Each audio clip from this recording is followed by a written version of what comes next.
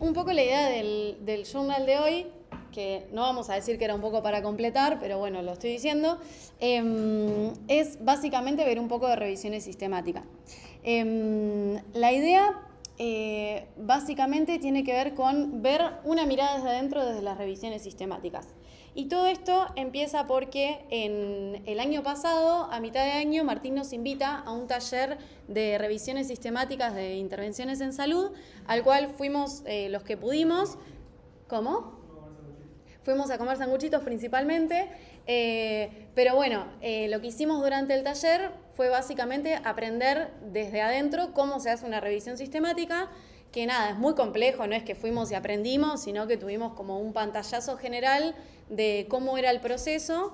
Y nada, estuvo muy bueno porque también compartimos con la Resi del alemán, qué sé yo, hablamos, aprendimos bastante, estuvo muy bueno. Y al final del taller quedó como la propuesta de el que quisiera, el que le interesase, podía empezar el proyecto de hacer una revisión sistemática y que eso iba a tener, o sea, como podía estar tutoriado, ¿no? Como que iba a tener un acompañamiento. Bueno, y entonces ahí la verdad es que a mí me dieron ganas de meterme en eso y empezar a ver cómo se hacía, tener la experiencia, y bueno, lo hablamos con Martín y quedó como que sea mi proyecto, digamos, de fin de residencia. Bueno, entonces, uno para hacer una revisión sistemática, ¿no? Una revisión sistemática es un tipo de estudio en el cual a partir de una pregunta se busca información, evidencia, y a partir de un sistema estandarizado se pueden llegar, digamos, a tomar distintas decisiones con las conclusiones que uno vaya sacando, ¿no? Bien, entonces yo en un principio, por un paciente que había tenido,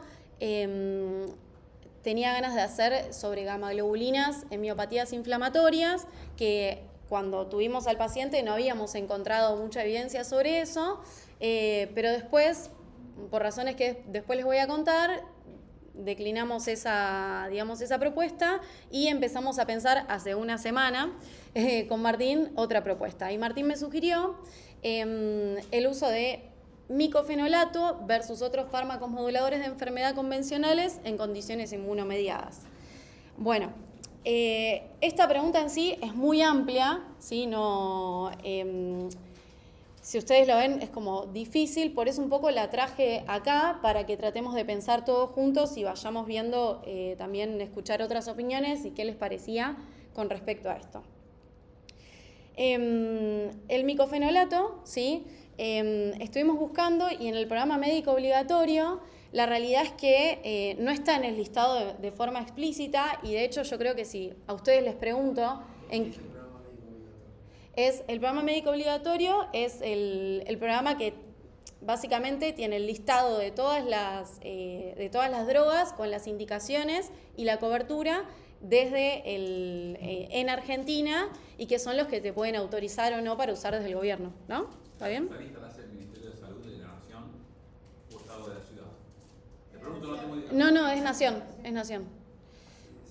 ¿Está bien? Sí, tiene el rango como es como las garantías en salud en Chile, dicen así, y es como de alguna manera lo que cualquier persona que vive en Argentina o es argentina, ¿no?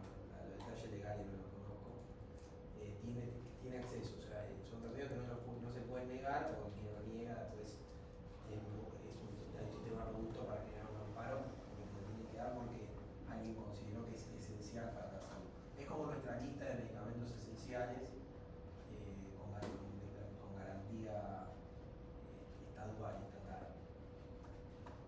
Bueno, bien. Y entonces lo que encontramos ahí es que tanto el metotrexato, la acetropina como la leflunomida están incluidas dentro del programa médico obligatorio, tienen cobertura obligatoria y eso está todo estandarizado según las indicaciones, y se prescriben y se autorizan fácilmente. En cambio, el micofenolato no está, digamos, en el listado, la cobertura no es automática, entonces eso implica que haya que hacer auditoría, justificarlo clínicamente y a veces requiere un amparo legal.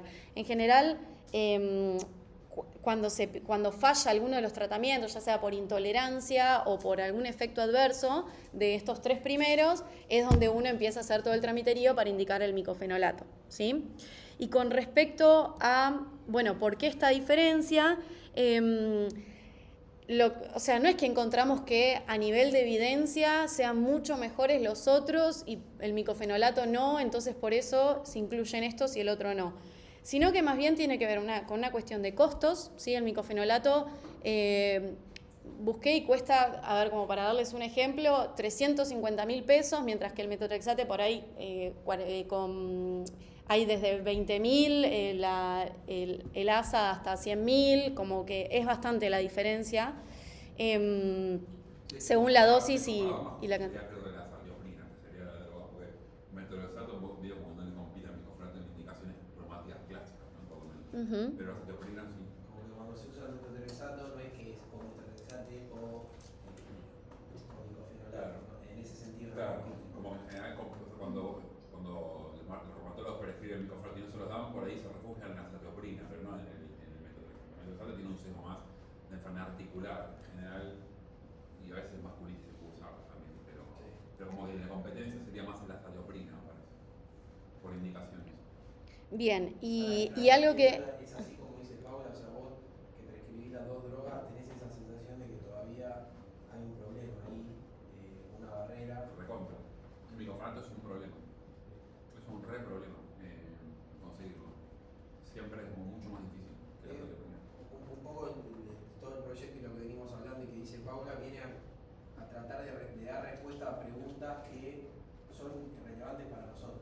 Ustedes van a empezar o van a dar charlas, o el curso superior se contamina con la industria farmacéutica, entonces vienen y les hablan de ointumumab, les hablan de nifrolumab, pero en realidad nosotros tenemos problemas, no yo que no prescribo, pero médicos como Frank, o cientos de médicos tienen problemas para indicar micofenolato.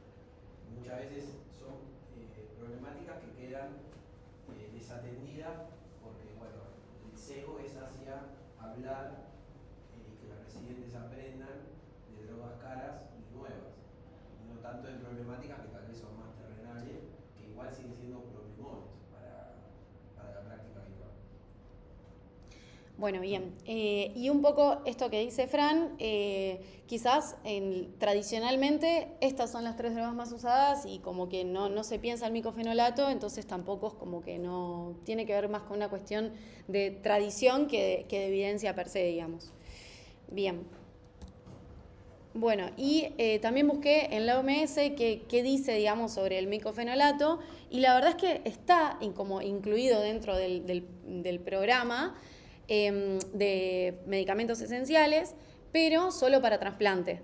Para el resto no hay como guías claras, ni hay comparaciones, ni hay demasiado, digamos.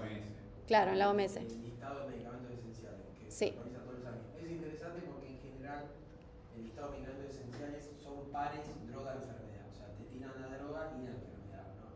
De alguna manera te están diciendo que sí, si el paciente tiene esto, no a todos los pacientes. No en todos los pacientes donde se pudiera llegar a pensar en su uso. Como dice Paula, es un sí para trasplante, ¿no? Bien. Es donde viene el micofenolato, ¿no? Viene de ahí. Viene de ahí, después es trasplante. Claro. Bien, y esto lo puse como a modo de recordatorio, no sé si se acuerdan, esto lo saqué de la clase que dio Martín sobre búsqueda bibliográfica.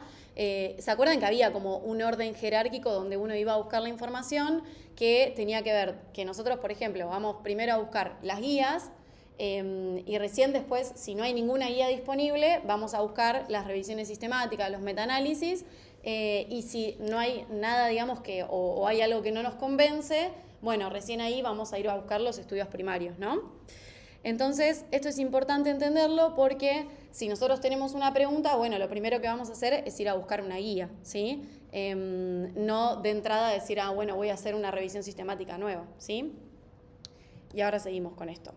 Acá lo que hicimos fue buscar si había evidencia actualizada y confiable. Esto Martín me había sugerido hacer con el chat GPT, ir pidiéndole que me ayude a hacer una búsqueda en Cochrane, y la verdad es que es una herramienta que está buena para usarla porque, nada, te ayuda un montón. La verdad es que uno que no está acostumbrado a hacerlo todo el tiempo.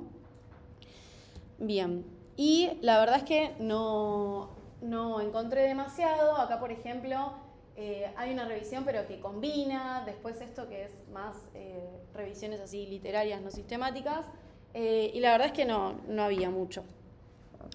Y acá una síntesis de lo que sí encontramos, que es que hay revisiones directos para hepatitis autoinmune, trasplante renal y nefritis lúpica, pero no hay una revisión sistemática dedicada a estas patologías, que son muy puntuales, ¿sí?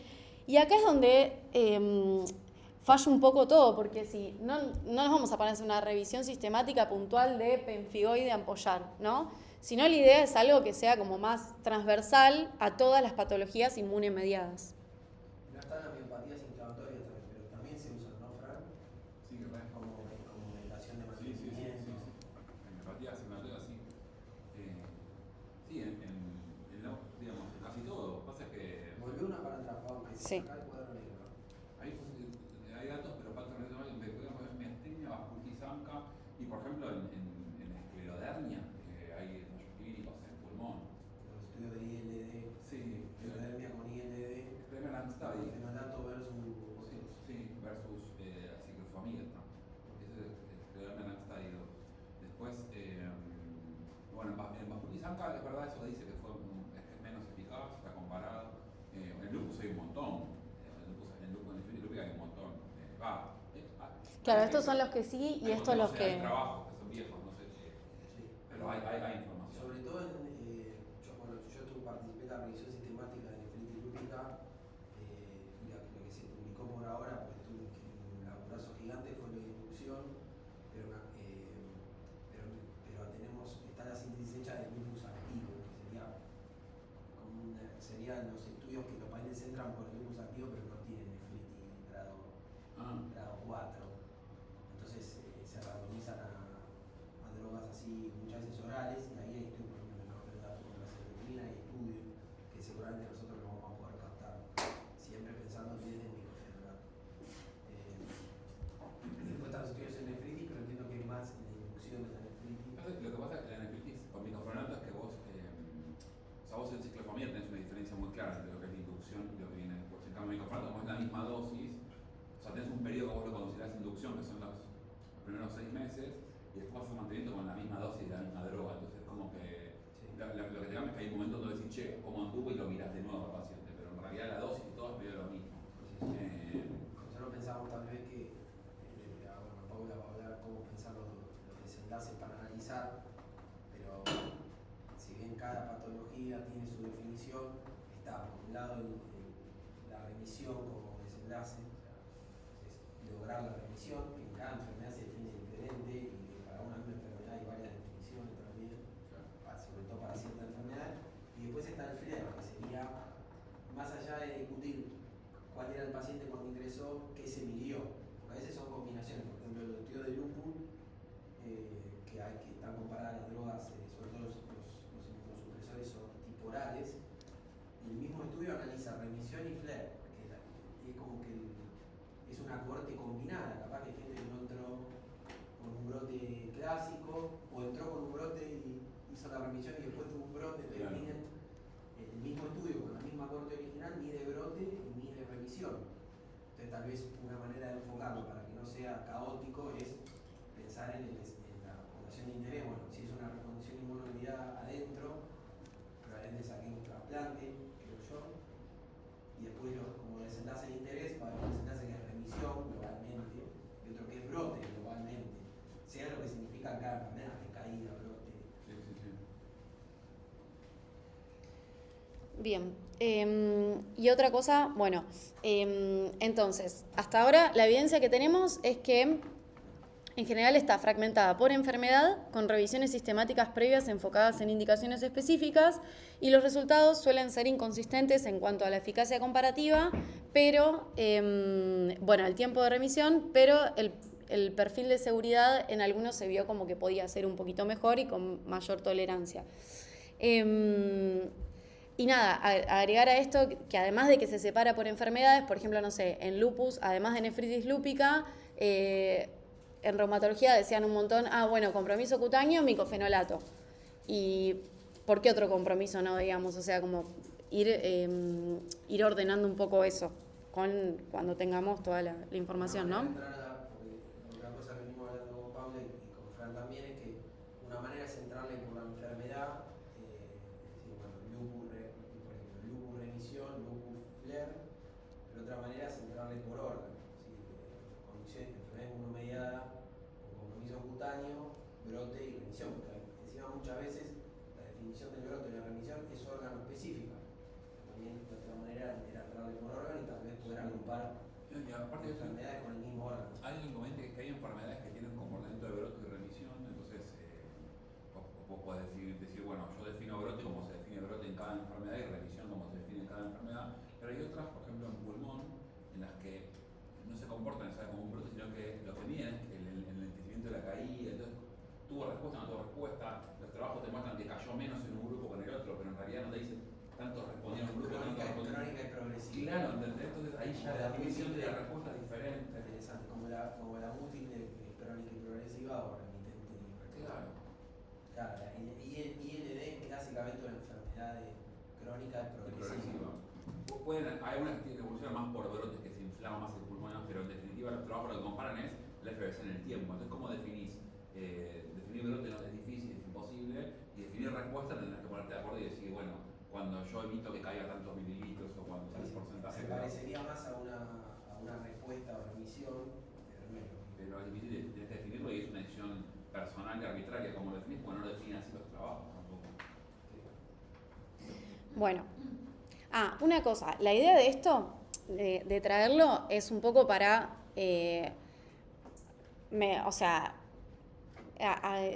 ¿cómo sería? Limar un poco el trabajo, pero también la idea es que todos nos llevemos como algo de esto. Entonces, la verdad, si hay algo que es chino o no se entiende nada o lo que sea, díganos porque, nada, no tienen por qué saberlo, digamos. Son cosas que son muy puntuales del trabajo. Bueno, y acá, esto para ir terminando con esta parte, un poco de los efectos adversos, que nada, en metotrexato es como lo más importante y la mayor cantidad de causas por las cuales se discontinúa el tratamiento y se rota, es la hepatotoxicidad, toxicidad pulmonar, con asa la mielosupresión, y después el micofenolato, lo que tiene como muy potente es la teratogenicidad, que por eso en mujeres con edad fértil y en vaso, bueno, nos... En términos de la idea del enfoque de la revisión sistemática es basarse en los estudios comparativos, lo cual me refiero a lo randomizado, y naturalmente los efectos adversos raros, infrecuentes o de largo plazo no están bien representados nunca en lo randomizado. Entonces la revisión puede apoyar el estado del conocimiento, el estado del arte, para cosas como la mitosupresión, la hepatotoxicidad y probablemente las infecciones, pero no va a poder apoyar cosas como la toxicidad pulmonar probablemente, que suelen ser eventos adversos más idiosincráticos, más de largo plazo, menos frecuentes. Y difíciles de definir, muchas veces ponen como eventos pulmonares, pues no saben bien qué carajo fueron, claro. Si fue toxicidad, fue infección, si fue... Entonces, un poco el enfoque de la seguridad o la toxicidad va a ser definir a priori cómo la vamos a medir. Y bueno, los estudios en los últimos 30 años se pueden encontrar definiciones en común. Por ejemplo, los eventos adversos que llevan a discontinuar el tratamiento se consideran una buena definición.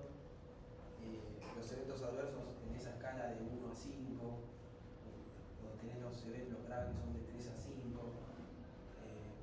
sería otra manera de encarar los eventos adversos graves. Y después están los eventos adversos específicos, que son los que pone Pablo, que habrá que ver también cómo poder definirlos, porque seguramente va a haber mucha heterogeneidad en las definiciones, pero realmente tengamos interés en la mielosupresión grave, en las infecciones graves, más que en cualquier infección que mezcla influenza con una infección, una bacteriemia. Bien. Y esto, que lo hizo el ChatGPT obviamente, un poco para explicar lo que dijo Martín en un momento de, bueno, ¿por qué hacemos esta revisión sistemática? ¿Por qué se elige este tema? Y básicamente tiene que ver con que En el primer mundo, quizás, si uno va a buscar comparar FAME con biológicos, hay millones de cosas, hay un montón de, digamos, de revisiones que uno puede ir a buscar, pero porque ellos ya están como en otro nivel y quizás el micofenolato a ellos no les cuesta mucho conseguirlo y los costos son otros, pero en cambio para nosotros sí nos cuesta un montón. Y hay toda una barrera que tiene que ver con trámites, burocracias, amparos, que en el medio quedan los pacientes ahí boyando y bueno, para nosotros, para Latinoamérica en primer punto, es un tema que quizás sí está bueno que lo estudiemos y que quizás en el primer mundo ya no tiene ningún tipo de interés, ya están en otra, digamos. No sé si está bien. Es así, se perdió, o sea, ¿a quién mierda le va a interesar hacer una síntesis de evidencia actualizada y exhaustiva del micofenolato per se, ¿no? Enfocada en el micofenolato, cuando en general los recursos para hacer síntesis están asignados a países que tienen otras problemáticas. Entonces, me parece que hay un nicho ahí para hacer cosas de preguntas que son de interés del sur. Bien. Bueno, y ahora sí, volviendo a esto, al no haber encontrado, digamos, guías claras y al encontrar como este bache en la evidencia, lo que nos propusimos fue hacer una revisión sistemática, ¿sí? En el taller en el que estuvimos nos dieron como un programa, un cronograma de cómo ir abordando la revisión sistemática para que sea un poco más ordenado, ¿sí? Yo lo tomé como guía para esto, no vamos a hablar de todo eso ni en pedo porque es un montón, pero bueno, quizás algunas cositas que por ahí para destacar, para que nos podamos llevar nosotros para nuestro uso. Y teniendo en cuenta, digamos, esta base de esta pregunta, que en realidad esta no es la pico, sino que es lo que nos planteamos, lo que te dicen que primero hay que hacer es formular la pregunta y el proyecto de revisión, ¿sí? El proyecto de revisión un poco está encaminado, la pregunta todavía no la hicimos y lo que te decían en el taller es que la pregunta era lo más importante. Si tu pregunta no es buena, no es clara y no es... y no cumple con unos criterios que ahora vamos a ver, no tiene ningún sentido la revisión y probablemente sea todo trabajo fútil, ¿sí? Por eso es que nosotros todavía no cerramos la pico, ¿sí? Y no sé si conocen los criterios FINER. Yo cuando fui no los conocía, pero hay mucha gente que sí los conocía, son una guía, digamos, para ver si la pregunta de investigación está bien planteada o no. Entonces, vos te vas a preguntar, es un acrónimo, ¿no? Vos te vas a preguntar, bueno, ¿es factible esta pregunta para responderla en la práctica? ¿Hay suficientes estudios, pacientes, datos? ¿Tenés el tiempo? ¿Tenés los recursos? ¿Hay un tamaño muestral aceptable? Y para los estudios secundarios, si hay ensayos o cortes suficientes, si los outcomes los podés comparar, si los diseños permiten hacer una síntesis, ¿sí? Y la verdad es que a nosotros desde ese lado nos fue cerrando, ¿sí? Los outcomes muchas veces ustedes van a decir, y bueno, ¿cómo van a comparar lo de nefritis con la otra revisión de no sé qué? Bueno, también hay mucho que se puede hacer mediante evidencia indirecta, entonces la verdad es que nos pareció que sí podía ser viable, ¿sí?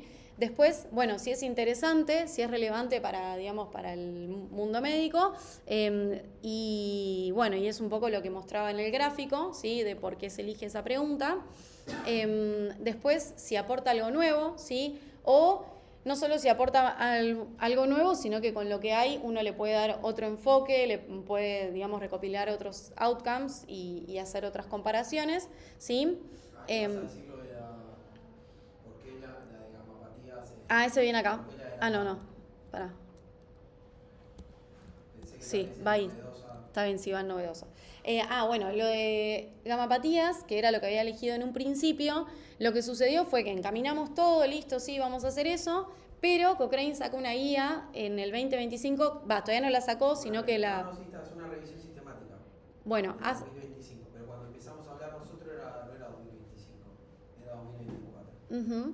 Entonces la verdad es que competir con una guía de Cochrane no tenía mucho sentido. Una guía, perdón, la tengo con la guía. Con la revisión, no tenía mucho sentido.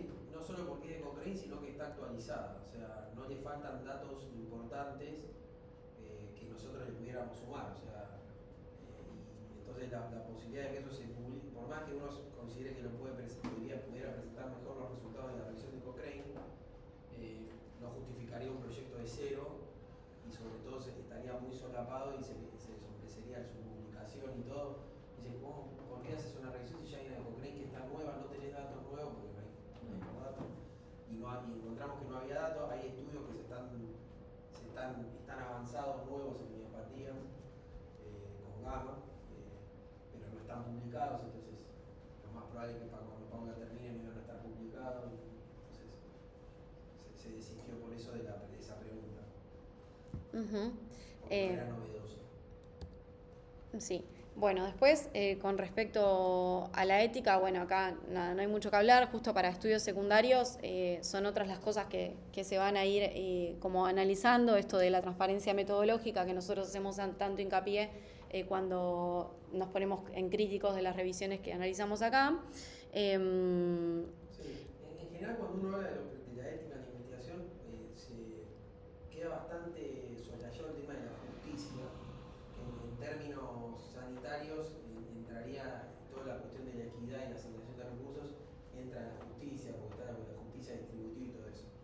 Entonces claro, Pablo dice, no, bueno, pero ¿a quién vas a dañar con una revisión sistemática? Pero hay que pensarlo en términos de los recursos que se asignan, igual que cualquier trabajo de investigación de los que se van a hacer en los próximos años, saber si es un buen uso de los recursos. En este caso no hay dinero, pero hay recursos humanos, hay gente que se va a dedicar a hacer eso y se supone que tiene que ser por el mejor bien común y entraría en la ética la parte de justicia, que suele ser un principio ético que queda en la medicina, queda medio raro, porque somos clínicos y no somos sanitaristas, pero en términos de asignar recursos y de trabajo de investigación, es importante.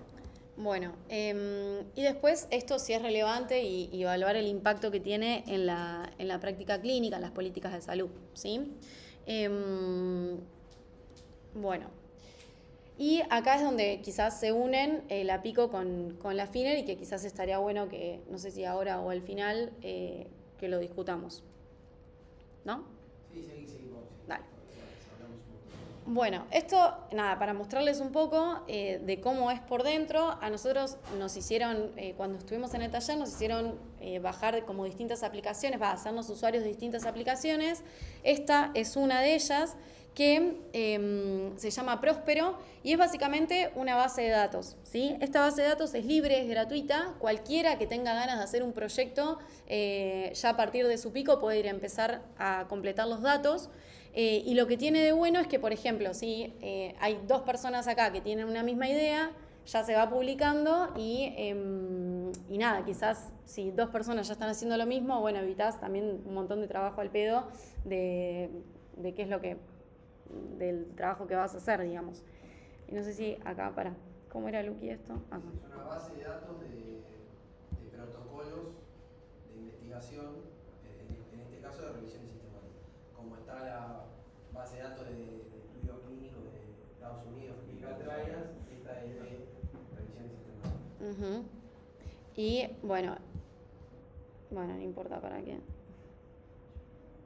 Está bien, Pau. Sí, ya fue. Y quería mostrarles un poco cómo era, pero bueno, ya fue. Sí. Básicamente está muy bueno para empezar porque te va ordenando con toda la información que vos vas cargando y más o menos ya tenés que ir viendo cómo lo vas a...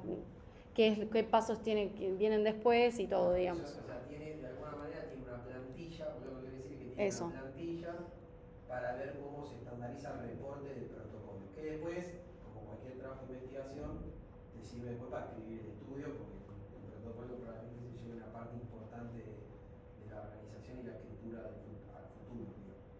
Y entonces te va tirando como las diferentes partes que vos tenés que llenar, y no es más ni menos que una plantilla de reporte estandarizado de un protocolo, de una revisión sistemática.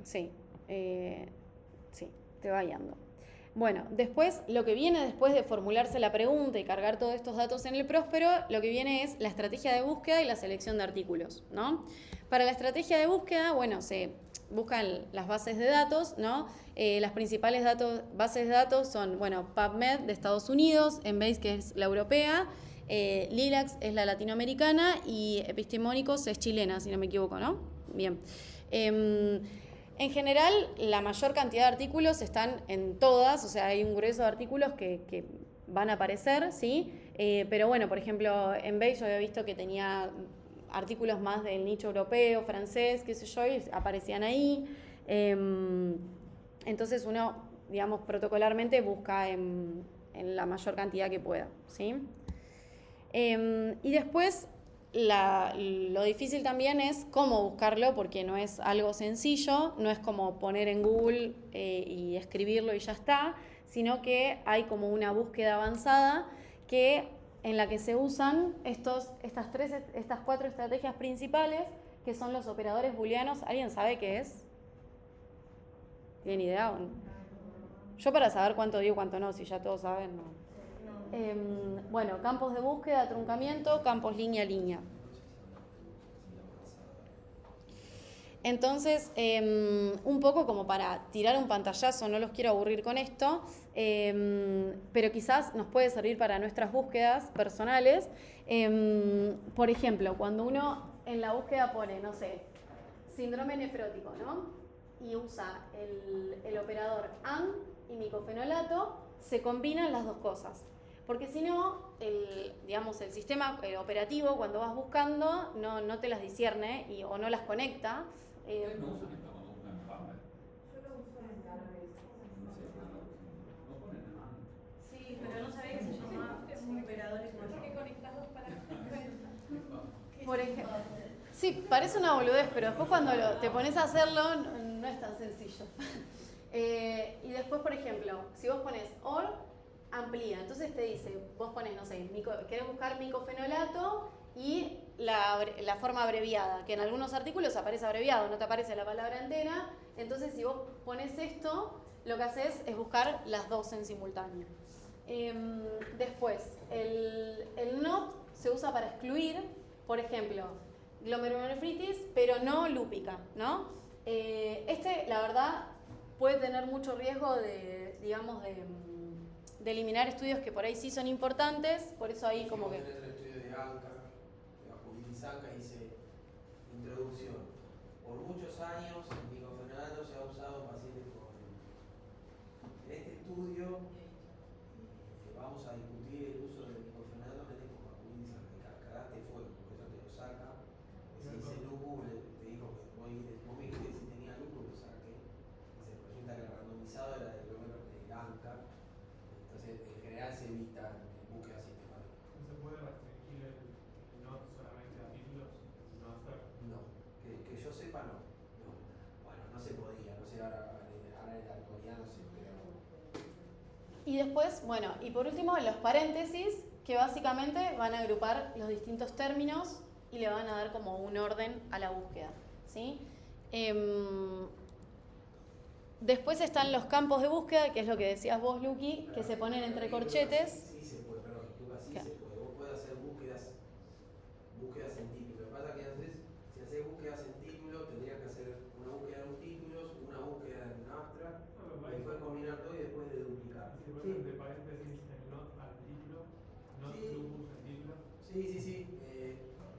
Después del NOT, yo no sé si puedes combinar, podrías combinar celdas que tengan título y la palabra. Sí, se puede hacer. En términos dogmáticos y de estructura habitual, no se hace. Pero tal vez no se hace porque nadie se le ocurrió, o porque hay fallas. Pero en general, después del NOT, uno no combina como NOT, buscame solo en el título, pero es verdad que sí se puede hacer. Y entonces con esto vas aclarando, bueno, solo en el título, o en el resumen, o en el título más el resumen, y bueno, y así. No importa. Y después están los truncamientos y los comodines, que es básicamente, por ejemplo, vos pones la raíz de la palabra y el asterisco, entonces te busca todas las palabras que tengan esta raíz, ¿sí? Y con los comodines, por ejemplo, como esto es mujer y mujeres, le pones el signo de pregunta y te busca los dos directamente. No es que lo tenés que poner varias veces, ¿sí? Bien. Y después las frases exactas que pueden ir entre comillas. Bien. Una aclaración con respecto a esto. O sea, nadie va a salir aprendiendo cómo se hace de acá por haberlo mencionado, pero está muy bueno que hagan el ejercicio e intenten buscarlo, porque posta el ChatGPT, cuando vos le pedís que te ayude, ya teniendo una base así o pudiendo ir a consultar esto, realmente te lo hace fácil, está bueno, no es algo imposible. Sí, algo que yo siempre digo de ser mercenario en esto es muy bueno, y hay miles de revisiones sistemáticas de microfenolato, entonces vos podés agarrar las revisiones y ver los motores de búsqueda de las revisiones de cada base de datos, meterlas todas y que te tire una depurada, eso se puede hacer. Cuando las búsquedas son más innovadoras, ahí capaz uno necesita asistencia a un super experto, pero al haber tantas revisiones de muchos temas, hay muchas búsquedas bibliotecológicas y uno las puede meter todas. Por ejemplo, el microfenolato en PAP, en Mendeley.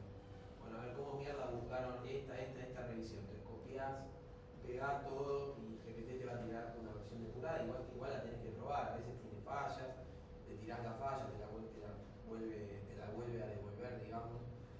Hasta hace 5 años uno lo que hacía era tratar de consultar con algún experto, que en Argentina hay poco, entonces uno manda una búsqueda y de onda uno te la devuelve, es como una ciencia de bibliotecología, hay gente que se dedica a aprender a buscar y todo. Solo de esto, más son informacionistas, se le dice también, que mucho de generar motores de búsqueda avanzados. Estas son las que me había mandado Martín, que hizo, por ejemplo, él hizo una distinta para cada, ¿cómo es esto? Para cada base. Y, por ejemplo, acá incluyó un truncamiento y estos, por ejemplo, son los nombres comerciales. Que yo no lo sabía, pero decía que antes los estudios se ponían como con el nombre comercial, no con el nombre del fármaco. Entonces, con eso te los incluye. La búsqueda no es una búsqueda perfecta, es preliminar, pero la idea era ver la pregunta esa que dijo Paula de la factibilidad. Entonces, dijimos, bueno, ¿qué pasa si buscamos todos los estudios que hay en general de microfenolato? Para no perdernos nada y bueno, alguna base de datos tienen algún filtro de estudios que son randomizados. Trial, que es la que está arriba, es directamente estudios randomizados. PubMed no, entonces tiene un filtro de randomizado. Con Edmate pasa lo mismo y con Lilacs pasó algo parecido. Claro, trials es de epistemónicos, ¿está bien dicho así? Una base de datos de estudios Que solo busca revisiones sistemáticas. Randomizados, perdóname. Sí. Entonces, ¿por qué hicimos esto? Porque a Paula le sirve para saber si realmente va a poder hacerlo. Entonces, porque si tiene que revisar 25.000 citas, 10.000 citas, 5.000 citas o 800 citas, no es lo mismo. Pero para saber si es factible hacer tu estudio, una de las cosas es si tenías recursos para hacerlo. En este caso, tiempo, ¿no? Y eso es decir, bueno, tengo 5.000 citas y uno más o menos sabe cuánto tarda en revisar 5.000 citas. Ok, esto en 2 meses lo puedo hacer, en un mes lo puedo hacer. Entonces después te queda tiempo para hacer el resto de la revisión. Bueno, y esta es otra herramienta que había pasado Martín, que es básicamente, es como un sistema de... también son como plantillas que te permiten aumentar la sensibilidad y especificidad de tu búsqueda. Claro. Nada, modo gráfico nada más para ponerlo. Buscar en PubMed, si vos querés buscar estudios randomizados, puedes usar alguna de esas estrategias más sensibles, más específicas o una intermedia de la que vos estés buscando. Si quiero ver los randomizados de educación médica, bueno, le armar un buen buscador de educación médica y después le metés el filtro de randomizado. Que no debería alcanzar solo con el PIC, sino con el PIC es un único estándar y esto te permite ver si te focalizas en ser más exhaustivo o más específico. Bien, bueno, ahí un poco las búsquedas, esto para que vean cómo vos buscás, bueno, encontrás, listo, te aparecen un montón. Ahí tenés una barra al lado donde vos podés filtrar lo que quieras. Y después, por otro lado, vos acá pones exportar y te filtra, o sea, te agarra todos los artículos y te los podés guardar. Y ahí, bueno, lo mismo con esta otra, y ahí viene la etapa de screening de datos obtenidos, donde uno empieza a filtrar con qué se va a quedar de todo eso para armar la revisión, ¿sí? Acá, con la búsqueda que hizo Martín, había 10.000 artículos. En total, la página detecta 7.000 que están duplicados, que es esto un poco que decía, que uno busca en varias bases de datos, pero hay muchos que se repiten. Y entonces, bueno, acá tuvimos un freno porque para no hacerlo esto en forma manual, con la versión premium del Ryan, que es esa aplicación, te los hace automáticamente. Y Martín estaba tratando de conseguir la premium. No hay nada, el premium parece que son miles de dólares, es como pagar una suscripción de GPT. Hay unos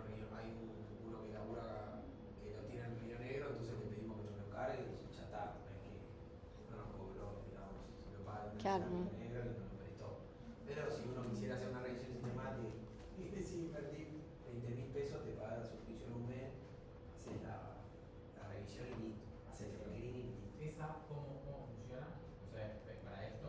Sí. Claro, es para screening de revisiones sistemáticas. Descargas todos los archivos de la base de datos y te lo permite revisar en forma amistosa, amigable. Como que aparece el título y el abstract ahí. A ver si No me tenés que andar mirando los estudios. Lo mirás ahí directamente y pones sí, no, sí, no, sí, no, sí, no. Sí, ahí Sí, dice que sí. sí. Solo título y curso. Título y abstract. Para el volumen de trabajo que realizás, esa pequeña diferencia se cambia la Sí, vida. sí, no se puede hacer. Después igual tenés que ir a los trabajos para la distribución y todo lo Primero vos haces una revisión de título y abstract y es el primer gran filtro. Claro. Bueno, el primer filtro fue la base cómo buscarte. El segundo es revisar título y abstract. Y una vez que te quedas a texto completo, si bien esto está cambiando todo el tiempo, las herramientas gratuitas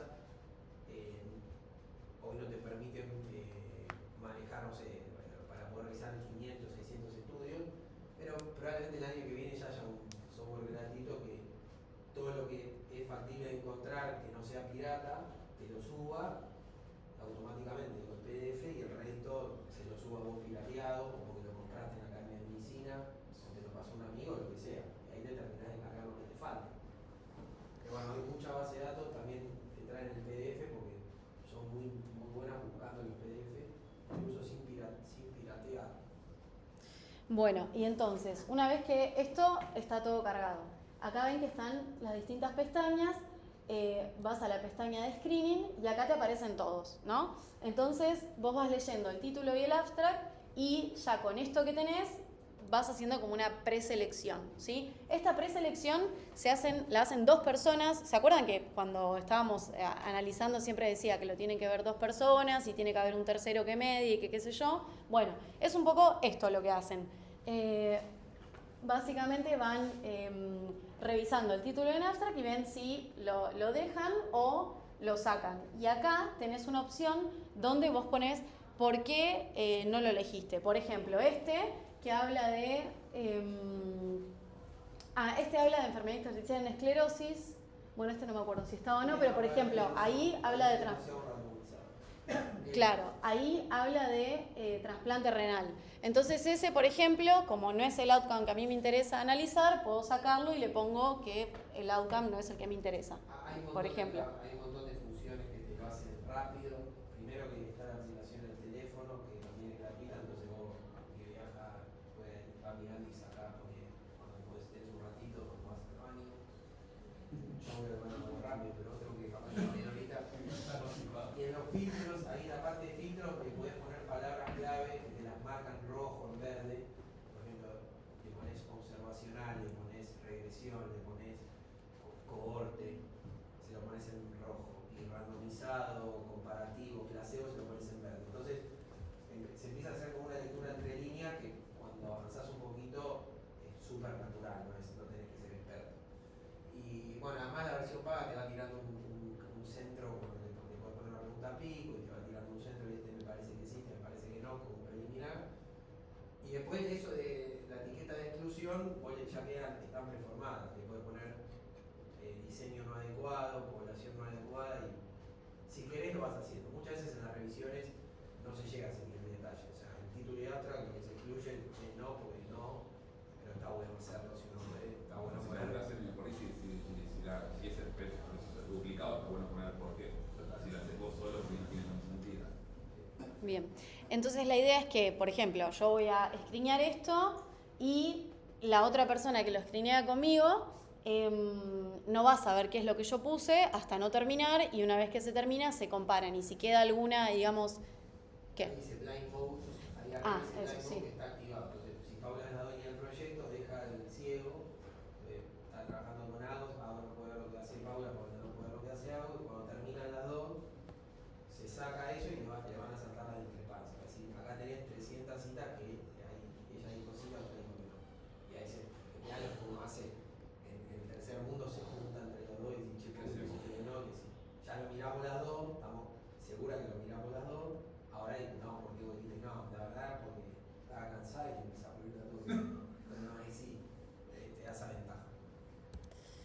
Bueno, bien. Ah, y ahí estaba lo que decía él, que ya estaban... Y le podés poner otra, le podés poner. claro. Anda a cagar. Bueno, después viene la parte de recolección de datos y riesgo de sesgo y ya donde se valoran las medidas de efecto. De esto, nada, no vamos a hablar nada de esto, solamente les quería mostrar que hasta ahí, en la aplicación de Grade, vos cargas todos los datos, que es lo que vemos en las revisiones, y directamente te arma ya las tablas y te arma todo. Y Estimaciones, las estimaciones, claro. Sí, las ponés, en general las ponemos. Si trabajás en cierto software de metaanálisis, también le podés le podés importar el metaanálisis y te arma la tabla, la parte central de la tabla. De la planilla que iba a decir Paula, es como cualquier planilla, cualquier trabajo de investigación. Hay que armar una planilla, hay que ver si todos entendemos lo mismo por la planilla, proteger los datos, validar datos, como si ponés si no, 0, 1, y podés armar una que diga lupus, miopatía, y así vas seleccionando la celda ya con un dato, un metadato, un dato preformado. Como cualquier labor de investigación, uno tiene que hacer una planilla y llenarla, y esa planilla tiene una lógica y una estructura que igual a veces se pilotea y se modifica, pero una vez que hay una base, hay que llenar la base. En una revisión sistemática es lo mismo, hay que llenar una base. Una vez que tenés los estudios, tenés que chuparle la información como se la chupas a un paciente. Es decir, la misma lógica. Bien. Después viene la parte de estrategias de análisis, evaluación de riesgo de sesgo, calidad metodológica, todo esto que nada, que ya venimos hablando un poco de eso. Y entonces la idea ahora era cerrar un poco con preguntarles a ustedes qué les parecía el proyecto de revisión. Acá estaría bueno que se pongan críticos como para también nosotros orientarnos y ver qué es lo que se puede mejorar o qué se puede plantear, o si quizás, no sé, es muy ambicioso o no. Sí, nos referimos a la pregunta en sí, Claro. no a las cuestiones técnicas de cómo se revisa. No sé, capaz no surge nada, Ahora, pero bueno. ¿Querés gatillar vos que nosotros estuvimos hablando, vos hablaste Sí. con una... No, claro, yo tengo un grupo ahí de amigos reumatólogos de WhatsApp, entonces les tiré como El GAR, ¿no? ¿Qué? El GAR, el grupo de amigos reumatólogos. Exactamente. Nada, sí, hice un grupito, estamos 5 ahí, que son ex-IREP todos, y les pregunté, son chicos que tienen alrededor de, mirá, más o menos 40 y pico, y tienen cierto recorrido, digamos, no que terminaron ya la residencia. Y no, ellos básicamente lo que planteaban es que, o sea, les parece interesante y útil, y en definitiva me dijeron que sí, pero el principal bemol que encontraban ellos era que estaban mezclando enfermedades diferentes. Y para ellos como que atrás de enfermedades diferentes hay mecanismos diferentes, y mezclar eso les parecía que podía tener que podía ser un punto en contra que te dificultase como la publicación, y que por otro lado esto es para que lo utilicen reumatólogos en definitiva, porque hay clínicos que lo hacen, pero su mayoría son reumatólogos, y si la mirada del reumatólogo es que no se puede mezclar, por más que la información sea buena, tampoco la van a usar, ¿me entendés? Entonces eso por ahí también es un punto. Y lo que pasa es que, bueno, por ahí se planteaba tratar de buscar un órgano en común para analizar un órgano. Eso yo te reenvío los mensajes. Sí, hacerlo por órgano también. Si la idea es recuperar todos los estudios, era hacerlo por órgano. Tengo que poner remisión cutánea, reactivación cutánea, remisión sistémica, recaída muscular, remisión renal, independientemente de la enfermedad. Y también lo que nosotros planteamos es que tal vez los datos de eficacia están perdigonados por todos lados, pero verlos en un único documento puede ser importante. Uno de los reumatólogos decía que finalmente muchas de las indicaciones se hacen como fuera del protocolo y en base a lo que se sabe de una enfermedad, por eso uno tal vez insiste en otra enfermedad para indicar el microfenolato. Bueno, en pulmón te puedo decir que la evidencia viene de esclerodermia, Claro. y de ahí se extrapola a Sjögren, mixta, a miopatías, a todos. Así bien hay por ahí hay observacionales, o por ella, usted ya ha notado que yo no conocía, pero la evidencia más grande es de microfenolato en esclerosis sistémica. Entonces, si uno, digamos, todo esto está extrapolado. Hay randomizados, de las enfermedades que mostró Paula, hay randomizados en todas las enfermedades. En algo que sí estuvieron de acuerdo los reumatólogos, bueno, por lo menos lo que nos plantearon es que en términos de la toxicidad o seguridad, tiene mucho sentido juntar la información, porque uno no espera un perfil de toxicidad diferente, no sé, hematológica o gastrointestinal de acuerdo al tipo de enfermedad per se. En principio, ¿no? Todo es discutible.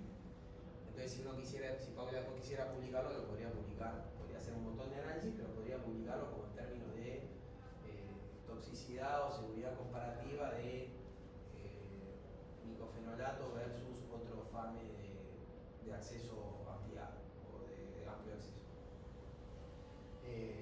También dijimos, bueno, podemos mostrar todas las enfermedades por separado y después poner un análisis exploratorio que es combinando, me refiero ahora a la eficacia, ¿no? Como lo bueno. Y poner un análisis más exploratorio, más loco, más fumado como secundario. Claro. Como para que a nadie le haga un ataque de. Claro, tal cual, como que en el título no vaya a la eficacia, sino que además hicimos esta, pero por Claro. medio raro, pero en realidad sabíamos que la seguridad supone. Exacto, algo así. Entonces uno puede hacer todo el análisis que tiene importancia, puede ver la seguridad. Me imagino que la seguridad a veces debe formar parte de algunas decisiones, ¿no? Capaz que hay un paciente que tiene cierto perfil, entonces se prefiere dar una droga por sobre la otra y tener un cuerpo de evidencia resumido que hable realmente cuál es el impacto en términos comparativos y de certeza en la evidencia para toxicidad grave en general o para toxicidad hematológica en particular o infecciones en particular, también puede servir para tomar decisiones. Si me tuvo una bacteria y me decís, no le den micofenolato, y la satioprina, el problema es la sangre, no es tan así, digo, eso que juega un rol y no tener un cuerpo de evidencia, porque no lo hay, que te resuma en forma global la toxicidad comparativa de diferentes órganos, me refiero a la toxicidad hematológica, las infecciones o lo gastrointestinal o lo que sea, o el hecho de discontinuar el tratamiento. El micofenolato es caro, pero uno demuestra que 1 de cada 10 pacientes o 2 de cada 10 pacientes menos abandonan el fármaco. Bueno, eso tiene algún rol en la costo-efectividad, en la costo-oportunidad, lo que sea.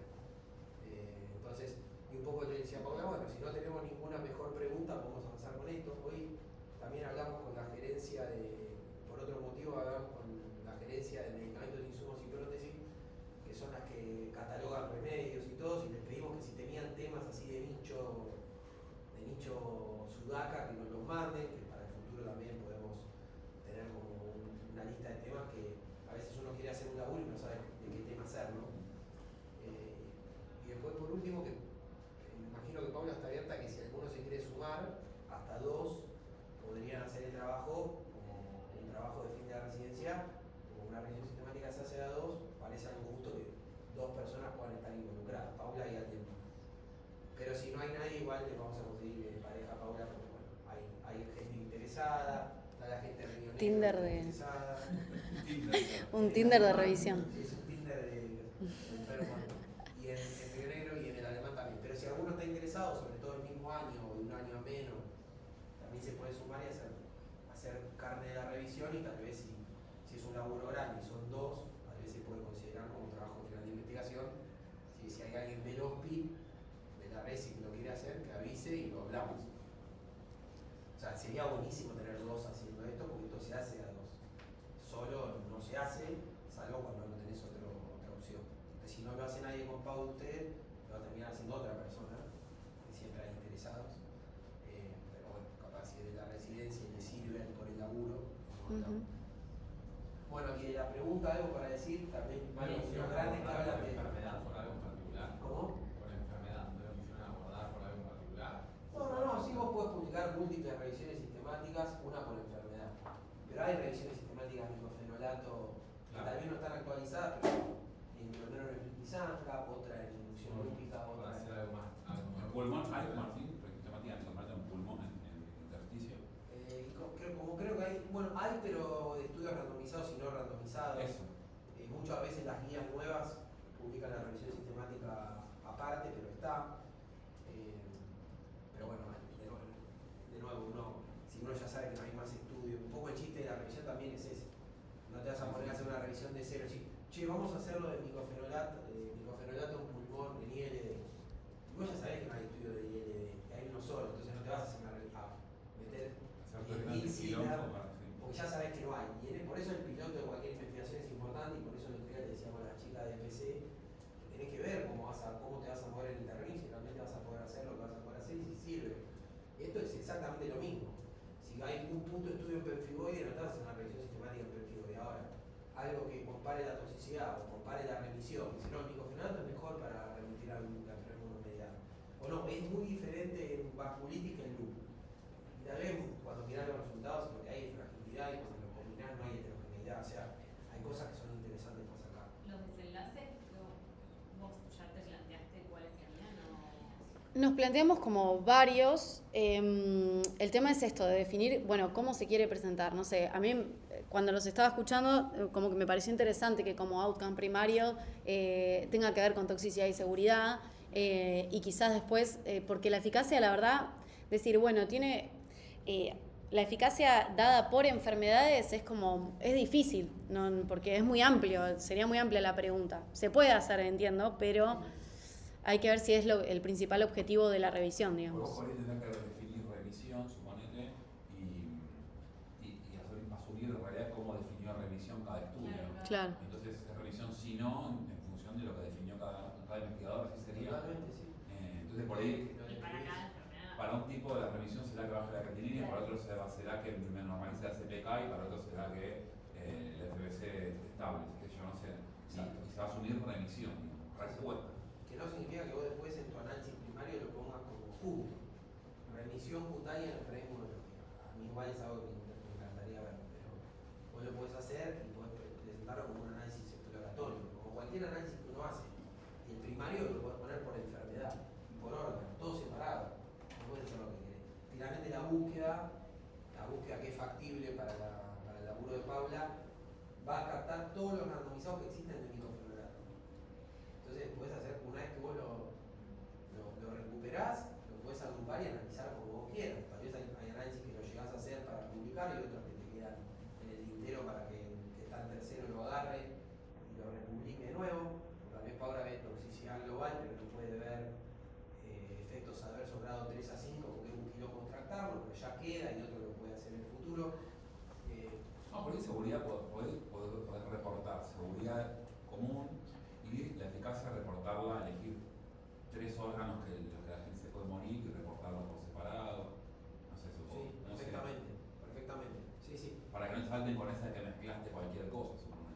Sí, la ventaja del órgano es que muchas veces en el estudio, sobre todo en las enfermedades multisistema como el lupus, tenés desenlaces medidos articulares y cutáneos y renal. Con renal capaz que no, porque en ese mundillo se separaron. Sí. Pero tenés 3 órganos con 3 revisiones diferentes. Entonces, la ventaja de agrupar, si uno quiere hacer una agrupación más como loca, en vez de agrupar por remisión, podría ser por órgano, de remisión cutánea, brote cutáneo. Y esa sería la mezcla más loca. Entonces vos en remisión renal tenés un estudio de lupus, una estimación de lupus y una estimación de ANCA. Sí. Y ver si realmente... Y ponen como forest plots diferentes. O juntos, o las dos cosas. O las dos cosas. Podrías eficacia y heterogeneidad entre las enfermedades. podrías poner todo por separado y hacer análisis asumiendo que es imposible mezclar y un análisis más exploratorio mezclando brote cutáneo donde hay una mezcla entre dermatomiositis y lupus. Divertido. Sí. Y las patologías saben ya también, porque no sé si ya Lo que pusimos es condiciones inmunomediadas. El tema es que un poco, claro, lo de empezar a ordenar un poco más la pregunta va a tener que ver con también lo que encontremos, porque si yo me propongo una enfermedad, no sé, miopatía súper rara, si después no encuentro nada de eso, no la voy a incluir en la pregunta. Así que bueno, va a tener que... randomizado, las condiciones son las que conocen ustedes, pero en realidad la idea es estar abierto a que aparezca una condición que no va a aparecer, porque cuando las condiciones son raras no se pueden hacer estudios randomizados, no hay pacientes. Pero probablemente las enfermedades sean las mismas enfermedades que hablamos todo el tiempo, las de la piel, el lupus, las vasculitis. Y la idea, creo yo, va a ser excluir a trasplante. Creo yo que lo más lógico es excluir a trasplante porque entiendo que si bien se puede encontrar paralelismo, parece un mundo lo suficientemente diferente como para excluirlo. ¿Qué onda con los estudios que no son randomizados, pero por ahí están bien? Sí. No, el filtro, los filtros de las 5.000 citas están orientados a buscar randomizados. Si uno le saca los filtros, creo que es algo que tenemos que hacer y ver también. O sea, si la búsqueda pasa en realidad eran 10.000 pero 7.000 duplicados. Si la búsqueda pasa a 13.000 y quedan, en vez de 4.000 para revisar, quedan 6.000, tal vez es factible hacerlo. O sea, poner solo las palabras clave de micofenolato y sacar los filtros del tipo de estudio y tirar las búsquedas. Si te tira 40.000 citas, no llegamos, pero no es que esté mal, digamos, es una cuestión de factibilidad. Por ejemplo, para la revisión esta de lupus, que se publicó una parte para la guía de PanLab, la búsqueda decía lupus. Revisamos 20.000 citas, pero era un grupo de gente, entonces bueno, se puede. Pero como es Paula más menos uno, tiene que ser algo que Paula puede hacer. Pero totalmente, digamos, si uno pudiera hacer, uno capaz que quiere evaluar teratogenicidad o querés evaluar efectos adversos pulmonares a largo plazo y los estudios no randomizados son fundamentales. No hay manera de evaluarlo sin estudios que sean mega estudios. Y para eso en general son registros, bases de datos administrativas, o sea, no randomizados. Es una cuestión de factibilidad. En términos también de lo comparativo, siempre lo randomizado fuerte. Claro. Pero es una limitación. Para la seguridad infrecuente, o sea, para el efecto adverso infrecuente o de largo plazo, no es una revisión que te va a poder dar información confiable. Para mielosupresión, infecciones graves, discontinuación de tratamiento, va a ser algo robusto. Claro. Son efectos adversos que todo el tiempo se toman para tomar decisiones, se usan. Pero la verdad que hay otros que ni las son cosas. Que necesitas otro tipo de evidencia. Pero podemos hacer una búsqueda exploratoria sacándole los filtros y ver qué pasa. Si sigue siendo manejable, podríamos hacer randomizados y no randomizados. Bueno, ¿alguna...? Yo pensaba que sí, creo que de dónde salió la pregunta era como, hay pacientes con cosas inmunomediadas a las que le queremos dar micofenolato y no podemos porque no nos lo pagan, por así decirlo. Apuntar quizás a que los resultados justamente estén en términos de lo que buscan quienes deciden a qué enfermedades aprobarle esta medicación. Entonces, en ese sentido, por ahí, si vos buscas como outcome un órgano y después la persona que te aprueba la medicación en realidad te la aprueba para enfermedades, si vos pones en términos de enfermedades en vez de órganos, si mejoró o no mejoró el micofenolato, como que ya se está dando en bandeja tipo aprobarme el micofenolato porque te estoy buscando que funcione. Sí. Es más barato y que genera menos efectos adversos y tal.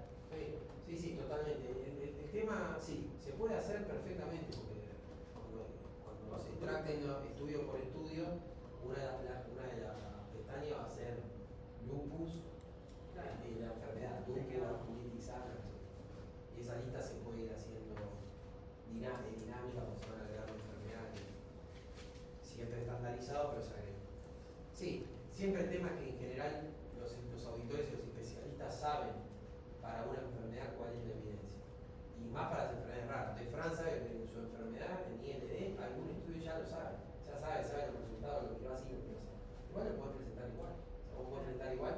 Y si estás discutiendo también con el Ministerio de la Salud a quién le van a dar el micofenolato, tener un cuerpo de evidencia, un único instrumento donde vos ahí revisás la eficacia para todas las enfermedades y la seguridad global, te sirve para armar un clinical pathway, un algoritmo, una vía clínica.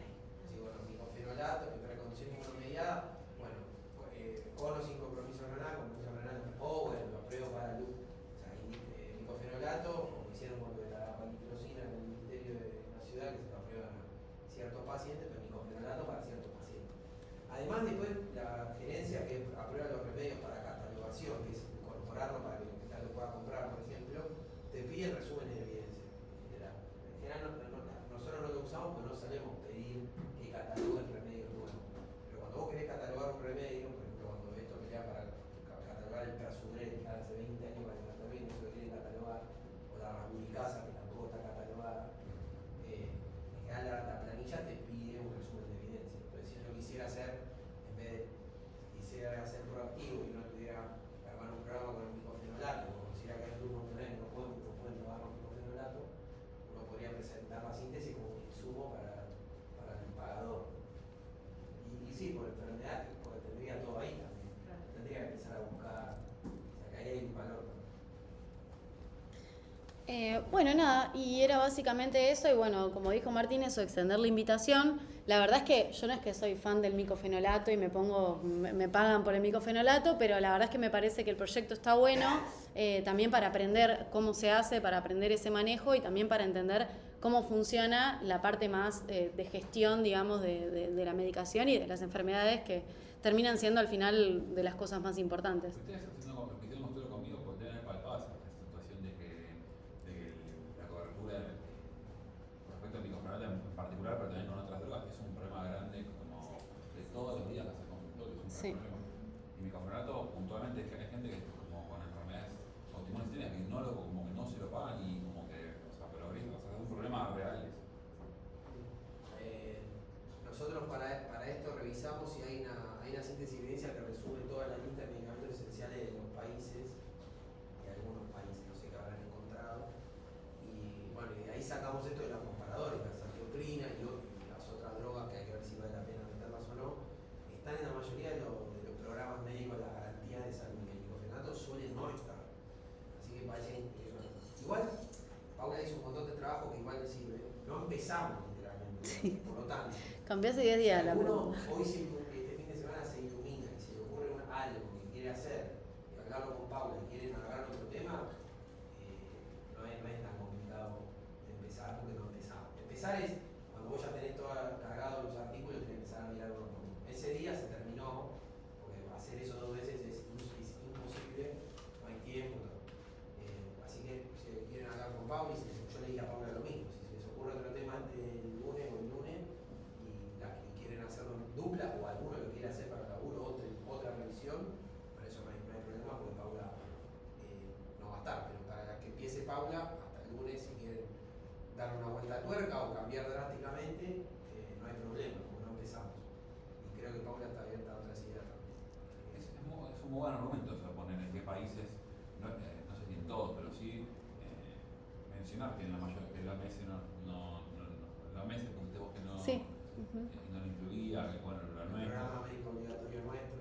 Y eso como mismo en la introducción, como cuando vos justificás la necesidad del estudio que estás haciendo, yo creo que eso es muy importante ponerlo. Porque de hecho la pregunta de investigación surge más de ahí que de la indicación médica, como que si bien la evidencia no, probablemente no es, son pocos estudios, o sea, no tantos, pero digamos, viene de la pregunta surge de que no te lo están dando, entonces parte clave de la justificación. Sí, totalmente.